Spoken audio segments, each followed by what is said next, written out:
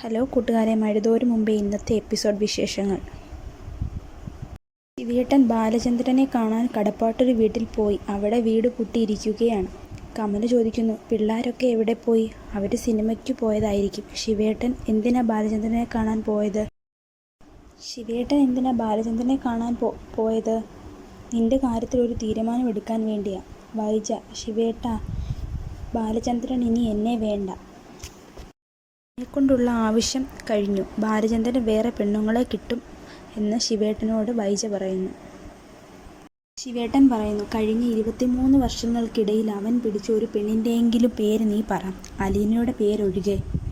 അലീനയുടെ പേരിന് എന്താ ഇത്ര പ്രത്യേകത? ആ പേര് നീ പറഞ്ഞ നിന്റെ കരണക്കുറ്റി അടിച്ച് ഞാൻ പൊട്ടിക്കും. വൈജയന്തി ബബിതയെ വിളിക്കുന്നു. അച്ഛൻ സമ്മതിച്ച പാടെ മക്കളെല്ലാവരും കൂടി പെട്ടിയും കിടക്കയും എടുത്ത് ആ നശിച്ചവളുടെ പുറകെ ഇറങ്ങി അങ്ങ് പോയി അല്ലേ? ബാലചന്ദ്രൻ കൊട്ടാരമുറ്റത്ത് സ്റ്റാൻലിയുടെ വീട്ടിലെത്തി. താങ്കളുടെ മകനല്ലേ സ്റ്റാൻലി ജോസഫ്? എനിക്ക് അദ്ദേഹത്തെ ഒന്ന് കാണേണ്ടതുണ്ട്. പുള്ളിക്കാരൻ ഇവിടെയാണോ താമസം?